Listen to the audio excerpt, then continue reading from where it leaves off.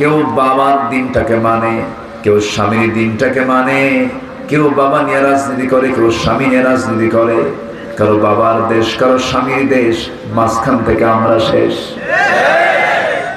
ইবাদত করবো কার? এক জায়গায় না সব জায়গায়? অনেকে বলে নামাজ তো 5 ওয়াক্ত পড়ি, ইবাদত তো হয়েই গেল। রোজা তো 1 মাস রাখি, ইবাদত তো হয়েই গেল। জীবনে একবার হজ তো করতে হয়, করেছি, ইবাদত তো হয়েই গেল। মসজিদ মাদ্রাসা বানায় দিলাম, ইবাদত তো হয়েই গেল। আর কি লাগে? এর বাইরে কি আরো ইবাদত আছে না নাই? আসতে বলবেন না, আছে না নাই? ব্যবসা চলবে কি দিয়া? কার বিধান দিয়া? ব্যাংক চলবে কার বিধান দিয়া? সেনাবাহিনী, সেনানিবাস, গণতন্ত্র কি বলে, গণভবন, বঙ্গভবন, সচিবালয়, সংসদ, এখানে আল্লাহর বিধান আছে না নাই? কিন্তু আমার দেশে আছে? আমার দেশে আছে?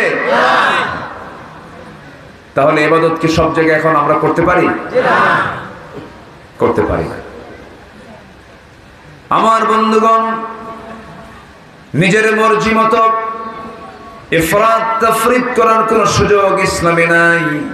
নিজের মর্জি মতো ইসলামকে মানতে গিয়ে খাটো করা, লম্বা করার কোনো সুযোগ নাই। ইসলামকে মানতে হবে আমার মতো করে, না ইসলামের মতো করে। দিনকে মানতে হবে আমার মতো করে, না দিনের মতো করে। দিনের মতো করে। দিন তো কারো বাবার নয়, ইসলাম তো কারো বাবার নয়।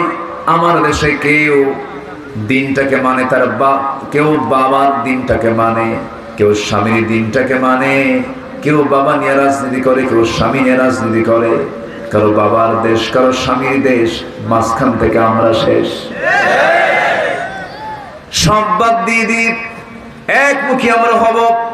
আল্লাহ রাব্বুল আলামিন বলেন, ফাকিম ওয়াজহাকা লিদ-দীন হানিফান ফিতরাতাল্লাহিল্লাতী ফাতারান-নাস আলাইহা লা তাবদীলা লিখালকিল্লাহ যালিকাদ-দীনুল কাইয়্যিম ولكن أكثر الناس لا يعلمون جل الله أكبر। আমার বন্ধুগণ, আল্লাহর দ্বীন নিয়ে সামনে দাঁড়িয়ে যেতে হবে। দ্বীনের বিরুদ্ধে যারাই কথা বলবে সোচ্চার ভূমিকা পালন করতে হবে। দ্বীনকে বিজয়ী করার দায়িত্ব আমার আল্লাহর। কিন্তু দিন যেন বিজয়ী হয় এর জন্য পরিশ্রম করতে হবে। আমাকে আপনাকে বিজয় দিবেন কে? কাজ করবে কে? আল্লাহ। কাজ করবে কে? আর বিজয়টা দিবেন কে? আল্লাহ তাআলা। কিন্তু আমরা আল্লাহর যে গোলামি করি, আল্লাহর যে ইবাদত করি, সে ইবাদত গুলো আমার কবুল হচ্ছে কিনা, কবুল হচ্ছে কিনা এই চিন্তা যদি আমরা করি, অবশ্যই উত্তর পেয়ে যাব। ইবাদত যা আমরা করি সেই ইবাদত কবুলের ক্ষেত্রে কিছু অন্তরায় আছে।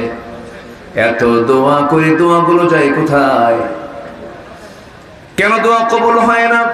কি জন্য দোয়া কবুল হয় না? ইবাদত কবুলের কিছু অন্তরায় আছে, কিছু বাধা আছে, যে সমস্ত কাজগুলো করলে আল্লাহর দরবারে ইবাদত মঞ্জুর হবে না। মোটামুটি কোরআন এবং হাদিসকে সামনে রেখে আমি বলতে চাচ্ছি, আজকে মোটামুটি 10টি বিষয় আছে যার মধ্যে থেকে যাবে তার ইবাদত আল্লাহর দরবারে মঞ্জুর হবে না। কয়টা বিষয় বলেন? 10টা বিষয়। একটাও কি বলেছি নাকি? সবাই শুনতে রাজি আছে তো ইনশাআল্লাহ? জোরে বলি ইনশাআল্লাহ।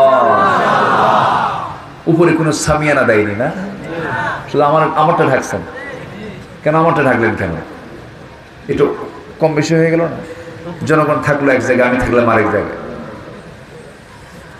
খুব সুন্দর খোলা আকাশ। আজকে মনে হয় প্রথম একটু ঠান্ডা ঠান্ডা ভাব, শীতের একটা হালকা একটা ভাব আমি কুয়াশাও লক্ষ্য করছিলাম।